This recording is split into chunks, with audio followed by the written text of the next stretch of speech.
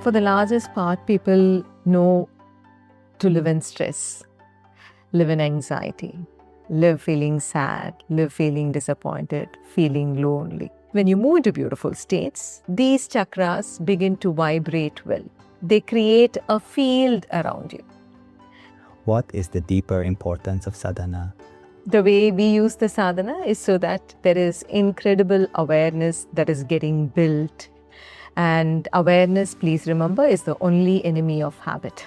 You're habituated to being in suffering. You're habituated to living in stress. You're habituated to living in sadness and disappointment.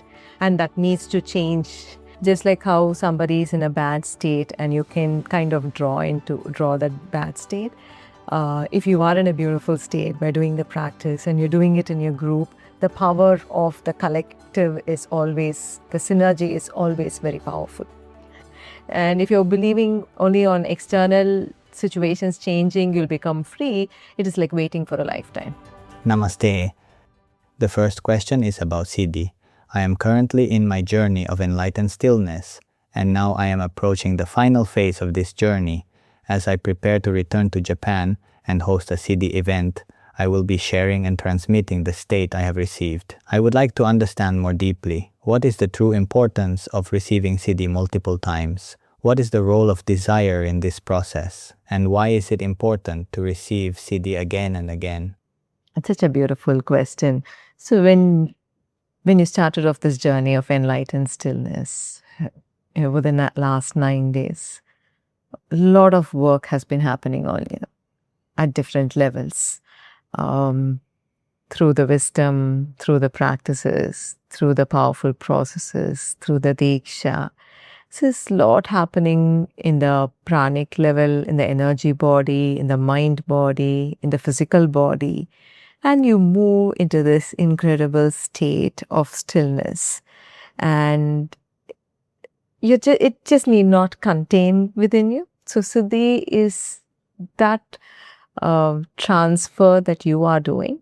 And siddhi is very specific, where you're going to transfer the state that you have been pushed into.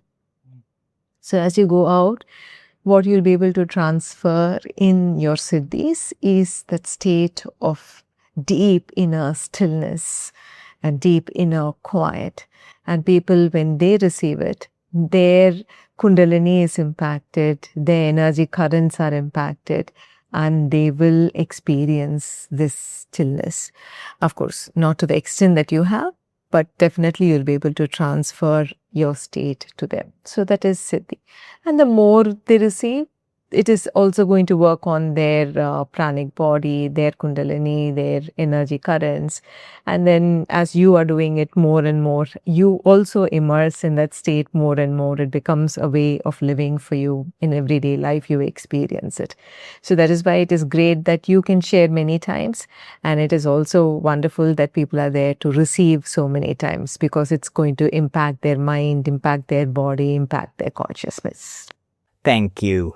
At present, more than 300 people have already registered for the siddhi event, and I am open to welcoming even more, possibly up to 500 participants.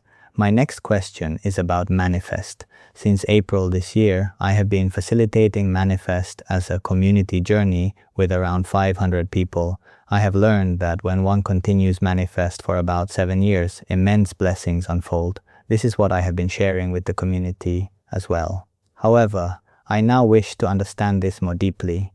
What is the true importance of Manifest? What is the significance of working with each chakra in this journey? And why is continuity, moving from the first year into the second year and beyond, so important?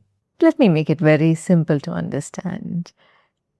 For the largest part, people know to live in stress, live in anxiety, live feeling sad, live feeling disappointed, feeling lonely. That is what one has been living internally again and again and again. And the more you're going to live your life that way, life is going to be pretty similar. And then you ask this question, what is the meaning? What am I doing with my life? All those questions grow. Manifest is that journey which opens up to different experiences, which opens up to beautiful states, beautiful experiences in your consciousness. And as you experience that, the chakras, the energy centers or the energy vortex in the pranic body gets impacted. When you are in states of loneliness and disappointment, these chakras are not vibrating well. It is like not allowing to explore the full potential of your being. It is like working very less. So when these chakras, when you move into beautiful states, these chakras begin to vibrate well. And when these chakras vibrate well, they create a field around you. And this field around you is interacting with the universe.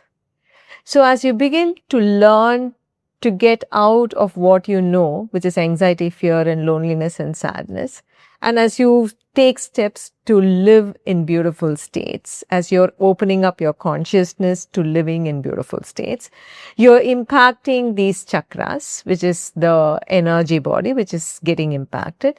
And when these chakras vibrate well, it creates a field around you. And when this chakra opens up and creates that field, the universe blesses you with that particular heartfelt intention, and you manifest your heartfelt intention. So that is the science behind what is happening into manifest itself. It is true to its name. We called it manifest because you will be able to manifest what you want by fixing just not your skills and strategies and knowledge and using just your brain, but you're working at a completely different level, and you are sourcing or tapping into the source of incredible potentiality, and that is what manifest does. So it is always very good to repeat manifest, because you are making those beautiful states a very part of your life. It's very easy for you to live in calm now. It is easy for you to get back to joy, get back to connection, get back to feeling complete and full. All those experiences have to become your way of life. And that is why repeating manifest is incredibly powerful in terms of impacting your life. Since beginning this journey 2 years ago, I have come to understand the importance of sadhana.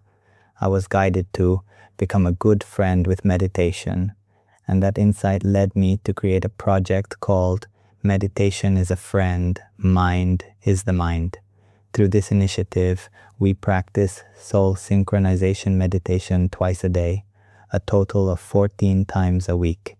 Currently, around 260 people are participating. Many participants share that the more they engage in this practice, the more content and fulfilled their lives become. This brings me to my next question. What is the deeper importance of sadhana?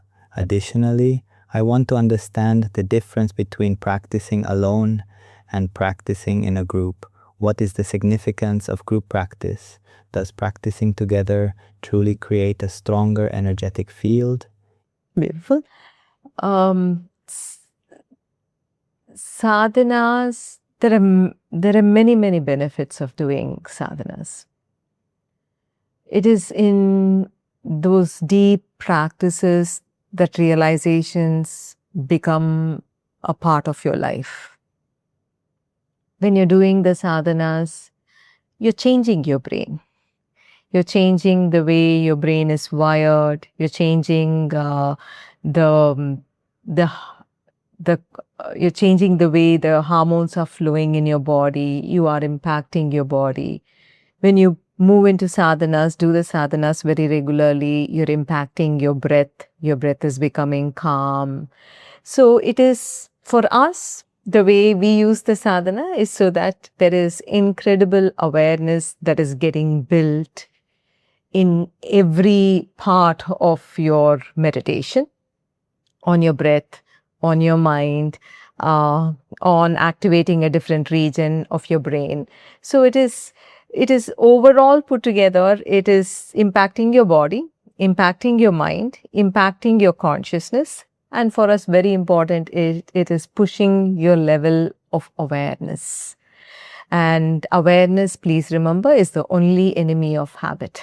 You're habituated to being in suffering. You're habituated to living in stress. You're habituated to living in sadness and disappointment. And that needs to change. And awareness is extremely important to walk out of suffering and to nurture beautiful states and consciousness. Sadhana itself is very beneficial, whether you bring awareness to your breath, or you're humming, or you're bringing tiny little awareness to the pause. Whatever practice you're doing is very good by itself. It is making your breath deep, it is quietening your mind, it is allowing the flow of prana and energy in your body. All that is happening. Along with that, what is also happening side by side is your ability to build awareness. And that is extremely important for the journey that happens here, for the journey, whichever level you are in, for the journey, it is incredibly important. And that changes the brain. When you start doing meditation and practices together, and especially when you do it in a group, you begin to impact each other's consciousness. Just like how somebody is in a bad state and you can kind of draw that bad state. If you are in a beautiful state by doing the practice and you're doing it in your group, the power of the collective is always, the synergy is always very powerful. So doing it in a group, one, it builds discipline. Two, you become a collective whole. And small little parts that are coming together, which creates a synergy, that is water and, oxygen and hydrogen. Independently, they are elements, right? But when they come together, they form something which is so life-giving and life-nurturing. They form water, H2O. Pretty similarly, when you are bringing into the group people, individuals, but when they do the practice, they're not individuals, they are collective. Together they bring about a synergy of the collective, which is much powerful than the individual parts. 1 + 1 is not equal to 2. Thank you so much. In my communities, I have several leaders who guide others, and together we experience a powerful synergy. Across my different platforms and communities, I am connected with over 1,000 people, along with many more followers on social media. Absolutely, yes. Absolutely. And the more number of people, the greater the power.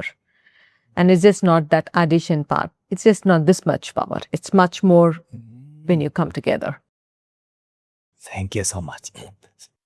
I feel deeply passionate about bringing these teachings to Japan and beyond.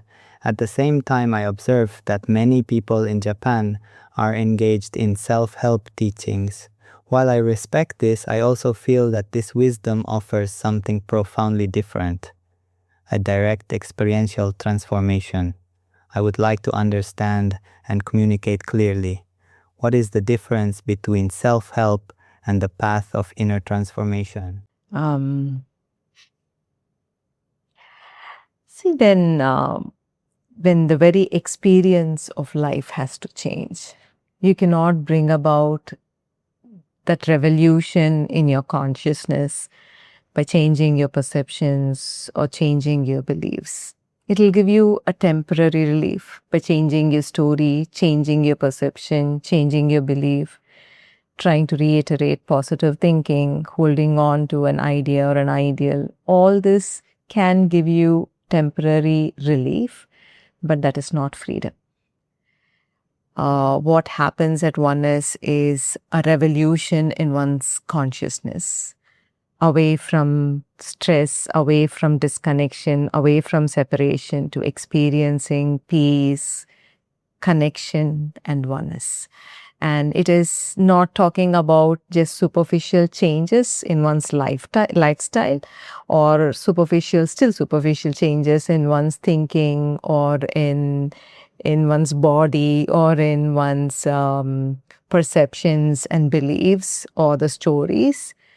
It is about opening up one's consciousness to the incredible, potent that is capable for you to immerse in.